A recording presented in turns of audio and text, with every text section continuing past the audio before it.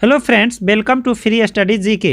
आज हम भारतीय संविधान से संबंधित 21 इम्पोर्टेंट क्वेश्चन इस वीडियो में लेकर आया हूं, जो सभी प्रतियोगी परीक्षाओं के लिए उपयोगी है।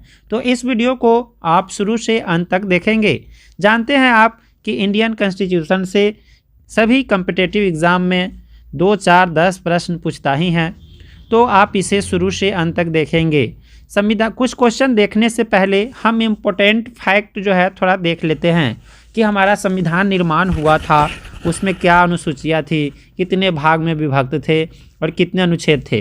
तो हम बात करते हैं यहाँ कि संविधान निर्माण के समय मूल संविधान में क्या था, तो 395 अनुच्छेद 22 भागों में विभाजित थे और 8 अनुसूचियाँ थी। लेकिन वर्तमान समय में हमको क्या है संविधान में, तो वर्तमान समय में भारतीय संविधान में 470 अनुच्छेद है और 25 भागों में विभक्त है और 12 अनुसूचियां हैं।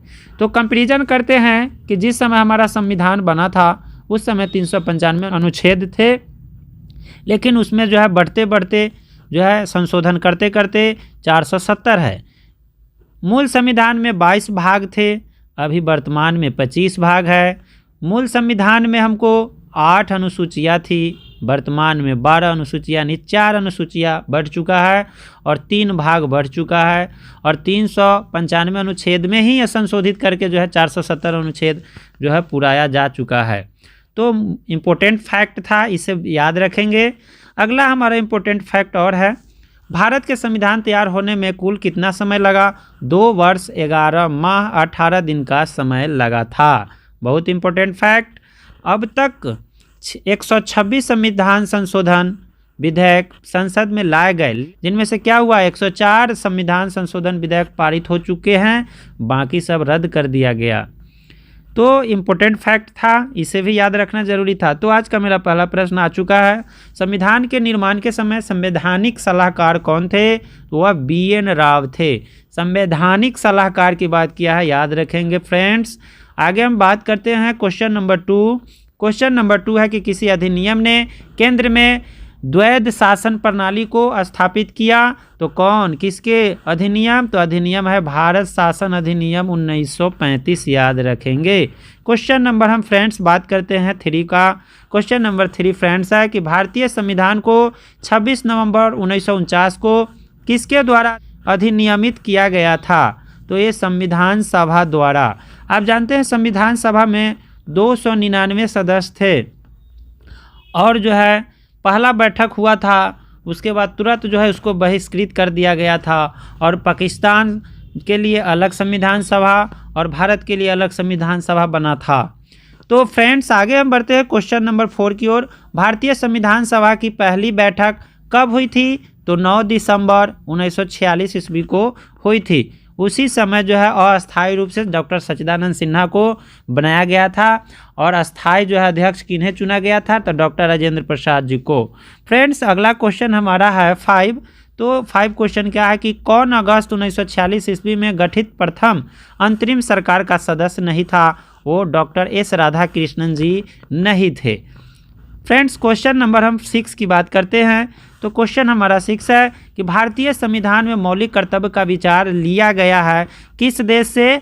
तो रूस के संविधान से लिया गया है। मौलिक कर्तव्य, मौलिक अधिकार होता है और मौलिक कर्तव्य, तो मौलिक कर्तव्य 11 है, ध्यान में रखेंगे, और मौलिक अधिकार 6 है, ये भी याद रखेंगे फ्रेंड्स। क्वेश्चन नंबर हम 7 की बात करते हैं। जनगण मन को भारत के राष्ट्रगान के रूप में कब अपनाया गया? तो 26 जनवरी 1950 को जनगण मन को भारत के राष्ट्रगान के रूप में अपनाया गया था। क्वेश्चन नंबर हम 8 की बात कर रहे हैं। क्वेश्चन नंबर 8 हमारा फ्रेंड्स है कि संविधान सभा के सम्मुख संविधान की प्रस्तावना का प्रस्ताव किसने रखा? तो यह जवाहरलाल नेहरू ने रखे थे कि उसका जो है प्रस्तावना भी होना चाहिए, प्रस्तावित इस तरह का होना चाहिए संविधान में। फ्रेंड्स क्वेश्चन नंबर 9 की भी बात कर लेते हैं कि भारतीय संविधान का प्रथम प्रारूप तैयार किया गया था किनके द्वारा? तो BN राव द्वारा। लेकिन बाद में भारतीय संविधान सभा का प्रारूप समिति का अध्यक्ष जो है डॉक्टर भीमराव अंबेडकर जी को बनाया गया था। क्वेश्चन नंबर 10 की बात करते हैं फ्रेंड्स।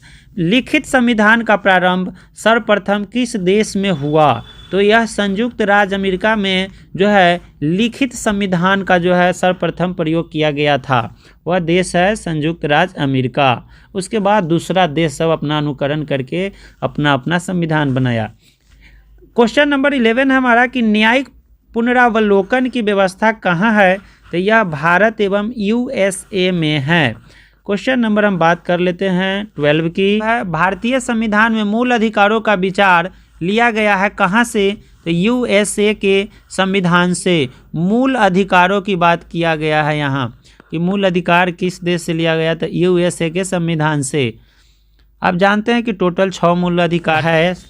क्वेश्चन नंबर 13 की बात करते हैं, नागरिकों के मौलिक अधिकारों का संरक्षक तथा भारतीय संविधान का अभिभावक माना जाता है किनको, यह सुप्रीम कोर्ट को माना जाता है। ये मौलिक अधिकारों को जो है नागरिक के जो मौलिक अधिकार है उसका संरक्षण सुप्रीम कोर्ट करता है, वही डिसीजन देता है कोई भी व्यक्ति को। क्वेश्चन नंबर 14 की बात कर लेते हैं कि एक निर्वाचित संविधान सभा द्वारा भारत के संविधान का निर्माण करने का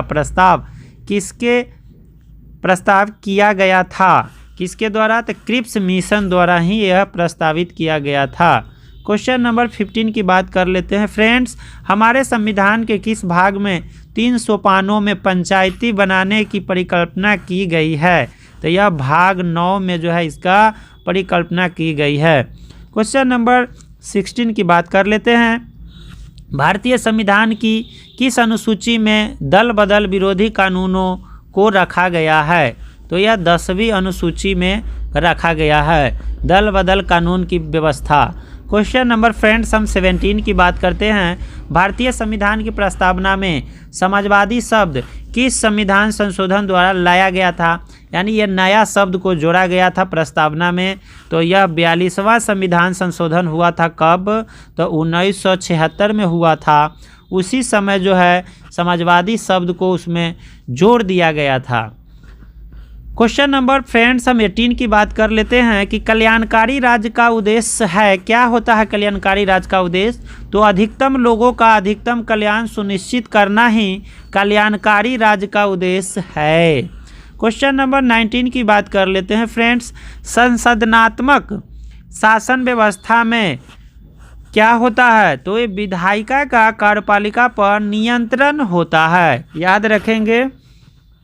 क्वेश्चन नंबर 20 की बात कर लेते हैं फ्रेंड्स, क्वेश्चन नंबर 20 है कि भारतीय संविधान में कितने मौलिक कर्तव्य है, तो मैं पहले ही बता चुका हूँ जो है 11 जो है भारतीय जो संविधान में मौलिक कर्तव्य है, और मौलिक अधिकार जो है वो कितने हैं, तो 6 है, याद रखेंगे, must be I question. Question number 21, भारत के उपराष्ट्रपति को पदच्युत करने संबंधी प्रस्तावित किया जा सकता है केवल राज्यसभा में। पदच्युत का मतलब हुआ कि पद से हटा देना, तो ये कहाँ किया जाएगा, तो यह जो है आपको प्रस्तावित कार्य जो होगा कहाँ, तो केवल राज्यसभा में ही हो सकता है, वहीं से उनको पद से हटाया जा सकता है। अगर वीडियो अच्छा लगा है फ्रेंड्स तो लाइक करें, शेयर करें और चैनल फ्री स्टडीज जीके को सब्सक्राइब भी कर ले। Okay, thanks for watching this video.